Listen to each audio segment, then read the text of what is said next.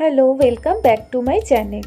তো সকাল সকাল ঘুম ঘুম চোখে রেডি হয়ে আমি চলে এসেছি স্টেশনে একটি খুব সুন্দর একটি জায়গায় যাব বলে। কোথায় যাব সেটা তো ক্রমশ দেখতেই পাবে। তো আমরা এখানে ওয়েট করতে করতে একটি দারুণ জিনিস দেখতে পেলাম।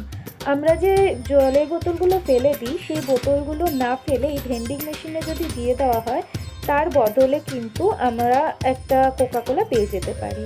তো সেই সিস্টেমটাই পুরো দাঁড়িয়ে দাঁড়িয়ে আমি দেখছিলাম, আমরা দুজন দেখছিলাম আর কি, রিসাইকেল প্রসেস এটা।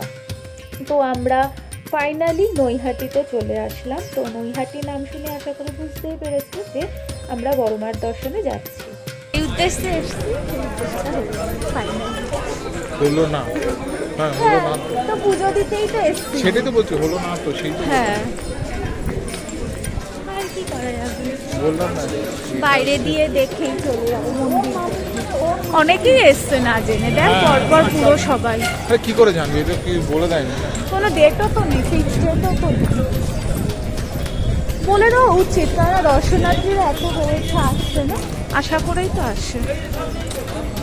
নৈহাটিতে পা দিয়ে আমরা জানতে পারলাম যে পুজো দেওয়া যাবে না, তার কারণ বস্ত্র বিতরণ হচ্ছে তাই জন্য। তো যাই হোক, আমরা ভাবলাম ঠিক আছে মন্দির দর্শন করে চলে আসি। কিন্তু আমরা এখানে এসে জানতে পারলাম যে মন্দির দর্শন নয়, ঠাকুরও আমরা দর্শন করতে পারবো। ঠাকুর দর্শন করতে দিচ্ছিল কিন্তু পুজোও দিতে দিচ্ছিল না। তাই জন্য আমরা এই যে এখানে দেখো, এই যে আমি এখানে এগিয়ে এসেছিলাম লাইন দিতে দিতে, এইখানে কিন্তু মানসিক করা হয়, আর ঠিক ঢোকার ঠিক আগের মুহূর্তেই এখানে হচ্ছে জুতো রাখা হয়। তো আমরা ফাইনালি জুতো টুতো রাখলাম, রেখে দর্শন করতে প্রবেশ করলাম। তো দর্শনের ওখানে কিন্তু কোনো রকম ভিডিও বা ফটো তুলতে দেওয়া হয় না, তাই জন্য আমরা কোনো ফটো বা ভিডিও তুলিনি, কিন্তু আমাদেরকে এই ফটোটি দেওয়া হয়েছিল, সেটি আমি তোমাদের সাথে শেয়ার করছি। আর তার সাথে এখানে কিন্তু হোয়াটসঅ্যাপ নাম্বারও দেওয়া রয়েছে যোগাযোগের জন্য। তোমরা অবশ্যই অ্যাটলিস্ট একবার যোগাযোগ করে দেন এসো, আমাদের মতন ওরকম ভুলটা করো না, না জেনে যেও না। তো আমরা ঠিক করলাম যে পুজো যখন ওখানে দেওয়া হলোই না, তাহলে আমরা অন্য কোথাও পুজো দিই। একদমই সামনে ব্রহ্মময়ী মা, সেখানে আমরা পুজো দিয়ে এসেছিলাম। এখানে ডালা পাওয়া যাচ্ছিল, 50 রুপিস করে ছিল, মানে 51 টাকা করে ছিল আর কি ডালা। কি কি দিচ্ছে? সবই দিয়েছে না, আলতা সিঁদুর, মিষ্টি, ধূপকাঠি, মোমবাতি। মন্দিরটি ছোট্ট খাট্ট, কিন্তু এসে যেন আমার মনটা জাস্ট ভরে গেল। ঢুকিয়ে একদম বাঁদিকে মন্দিরের ভিতরেই জুতো রাখার জায়গা রয়েছে, এবং তারপরেই ছোট্ট মন্দিরটি আমি পুরোপুরি ঘুরে ঘুরে দেখতে থাকলাম। মন্দিরটি খুবই সুন্দর, এবং আমি যা শুনলাম এখানে এসে যে এটি হচ্ছে আদি মন্দির। বড় মায়ের মন্দির যেমন, এটি হচ্ছে আদি মন্দির। তো এখানে এসে পুজো তো অ্যাটলিস্ট পুজো তো দেওয়া হলো, আমাদের সবাই তাই করছিল, যারা যারা এত দূর দূর থেকে এসছিল বড় মায়ের পুজো দিতে, তারা এখানে এসেই সেদিন পুজো দিচ্ছিল, তাই জন্য যথেষ্ট ভিড় ছিল এখানে। তো প্রথমে অঞ্জলিও দেওয়ালো ওখানে বসিয়ে, এবং তারপরে মানে খুবই সুন্দর সিস্টেমেটিক্যালি আর কি পুজো দেওয়া সম্পন্ন হয়েছে। মন্দিরে প্রবেশ করার সঙ্গে সঙ্গে দেবাদিদেব মহাদেবের মন্দির রয়েছে, তারপরে রয়েছে কালী মায়ের মন্দির, দক্ষিণী কালী মায়ের মন্দির। আর এই হলো দক্ষিণী কালী মা। আমরা কিন্তু এখানে খুবই সুন্দরভাবে, খুবই সুষ্ঠুভাবে পুজো দিয়েছি, এবং পুজো দেওয়া কমপ্লিট করে ধূপকাঠি এবং মোমবাতি জ্বালালাম। জ্বালিয়ে চারিদিকে একটু ঘুরলাম, মন্দিরেরই চারিদিকে ঘুরলাম। ঘুরে ফাইনালি আমরা গঙ্গা দর্শনের জন্য যাচ্ছি। একদমই কাছে গঙ্গা, তো একদম বেরিয়েই হচ্ছে বাঁদিকেই পড়ছে, একদম সোজা গেলেই গঙ্গা দেখা যাচ্ছে। এবং মন্দির থেকেও তো তোমাদেরকে দেখালাম গঙ্গার দৃশ্য। তো আমরা একদম সামনাসামনি থেকেই গঙ্গা দেখতে যাচ্ছি, তো তোমাদেরকেও অবশ্যই দেখাবো। তো এখানে দাঁড়িয়ে দাঁড়িয়ে অনেক ফটো ভিডিও সমস্ত কিছুই তুললাম।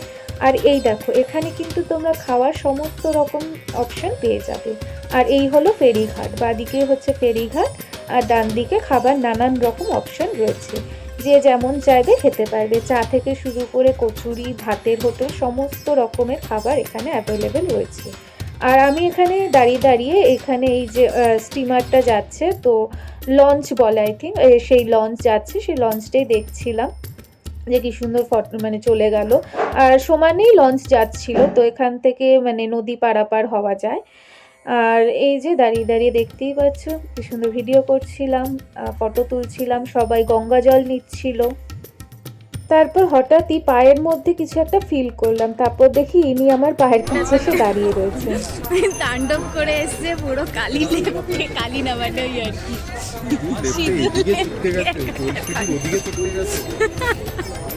না, আমারটা তো ভদ্র আছে, তোরটা তো বাজে, খুবই বাজে অবস্থায়।